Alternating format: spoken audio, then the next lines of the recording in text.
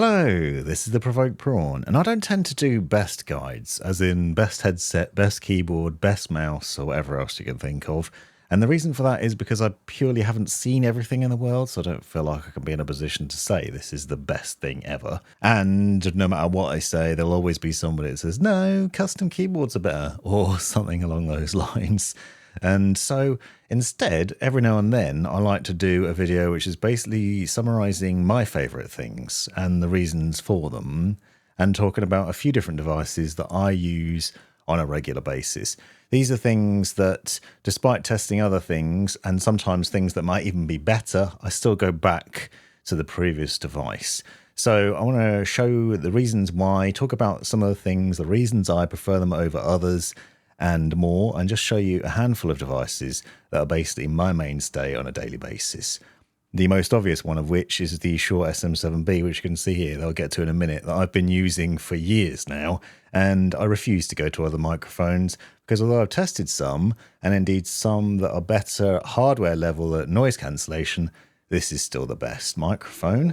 And more on that in a second, along with other devices too. So stick with me and let me know in the comments what you think your favourite device is. The first thing that I'd recommend is the Corsair K65 Plus Wireless, which is a confusing name because this is actually a 75% keyboard. It's a wireless keyboard with some nice RGB lighting and a number of other features that I really like.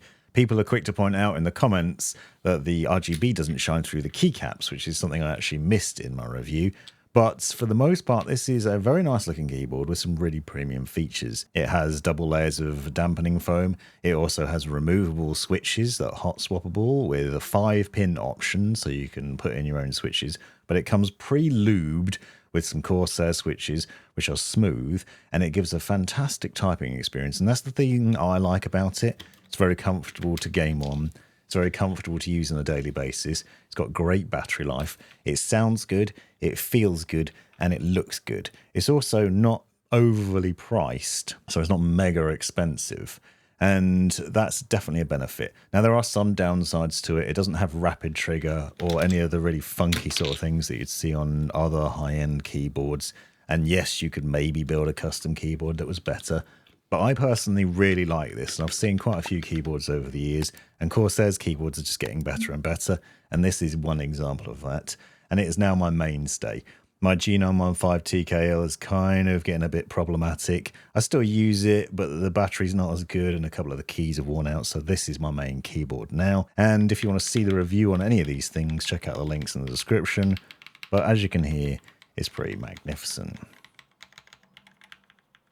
Next up, my signature voiceover sound comes from the Shure SM7B. Now, this is actually the SM7DB, which you can see here on the left, which is a new and improved version that comes with its own preamp to give you extra gain. However, despite what people might tell you, the standard mic actually works with a lot of devices, including like the Rode Streamer X. Without a cloud lifter, you don't need a booster, and this tiny little device is good enough to power this microphone. Indeed, the Streamer X is what I use on a daily basis. And I used to use the Rodecaster Pro 2 and the Rodecaster Duo, and I'd recommend any of those three.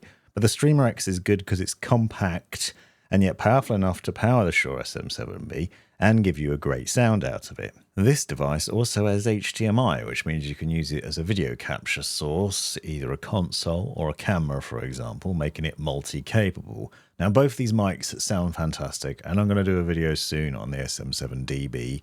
But the idea behind that one is basically to give you more gain and to have controls over the audio, so you don't need to worry about an external interface, or at least worry about big preamps taking up extra room. However, for the most part, most people will get on fine with the SM7B if you have a relevant interface like I've shown. These are great microphones that help with a lot of noise rejection as long as you get them close enough to your mouth and you have a good setup. Now, I've been using the Rodecaster Duo, as I mentioned, and the Streamer X, and if you combine those with SteelSeries Sonar, as I've shown, you can also get some really good active noise cancellation. But the onboard processing from these devices ensures a really clean broadcast quality sound. You can choose from various different things, and as you can see here, you can also use less gain with the SM7DB. However, as I've said, You don't need a cloud lifter. Indeed, Shure has this tiny little device that you can see here, which you can purchase, that you can plug the SM7B into, and then you can connect it with a USB cable to your PC and just record that way. And I think this is a misconception with a lot of people, that you need a cloud lifter in order to make the microphone sound good. You really don't. You don't need any sort of extra booster, but you do need an interface. So it's certainly not a cheap setup, because you are paying quite a lot for the microphone, and then for something like the Rode Streamer X, and also the XLR cable and a boom arm.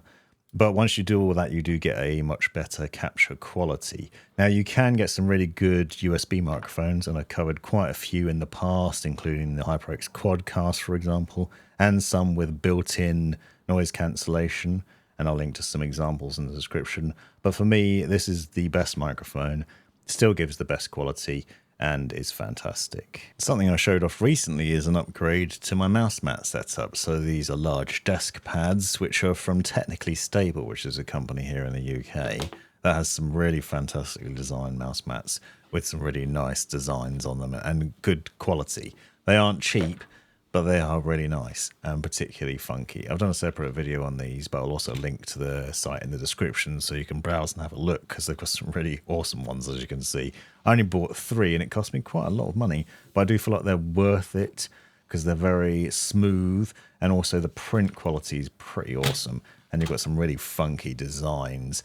Not only are these going to make for good backdrops for my videos, but they'll be good for daily use as well, and for gaming on for sure. And the next one is my favourite mouse, which is the SteelSeries Aerox 5 wireless. Now, this is quite old now, and it's certainly not as feature-packed as some of the newer mice, especially like Razer's current offerings, for example.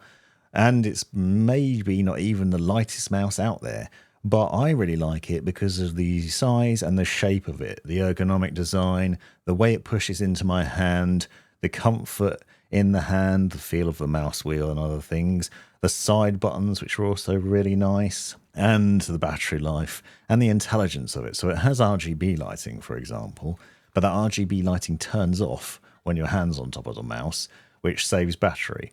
It's something simple like that can obviously lead to the longevity of the battery life. Yes, you could turn the RGB off completely in the software, but it is multi-capable RGB as well. So, for example, it changes colour when you press the DPI button on top to let you know what mode you're in. So that can be really handy. And you can see it flashing here to let you know that it's not connected to the PC, for example. Simple little things. So it's got wireless and Bluetooth, USB-C charging, a USB-C dongle as well for the wireless connectivity. But the reasons I like it is the comfort for the most part, and the easy access to the buttons on the side. One thing I don't like is the top side button, which you have to flick upwards rather than push in.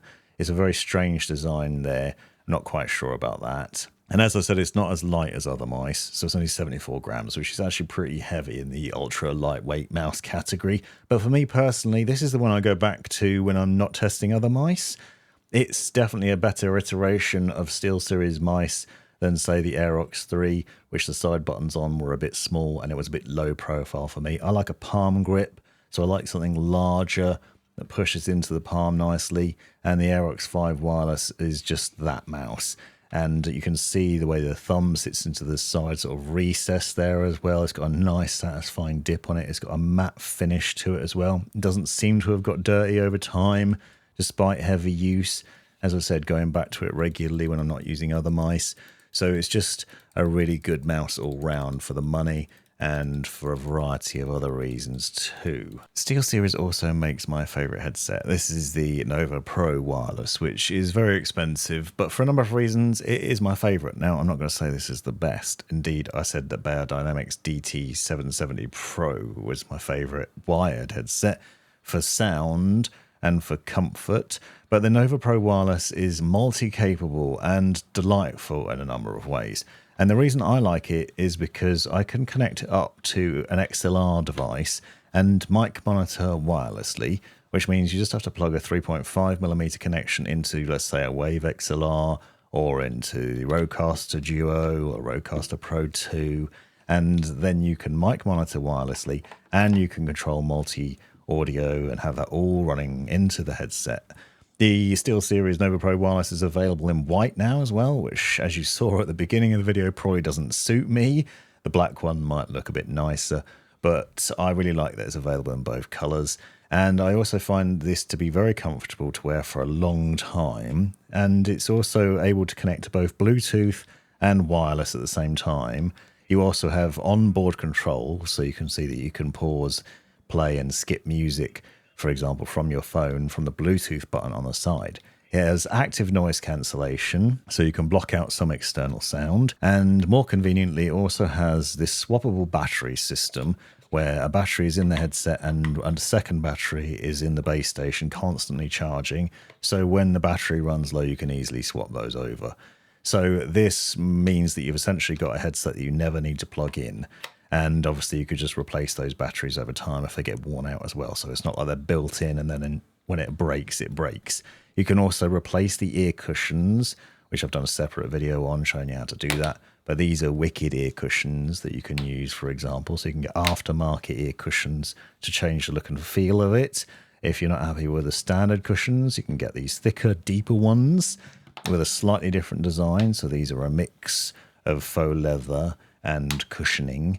And you can also just upgrade it in that way. But now you don't need to because the ANC nipple on the inside isn't as big, for example. I'm using the Nova Pro wireless in white now, as you can see. And I'm mostly doing that because I want to see how it holds up over time. Like, is it going to get filthy? And so far it hasn't done.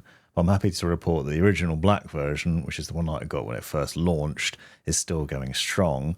And that has been what I was using for a long time, well over a year. And I've done a review on that with long-term use. And basically it's been fantastic.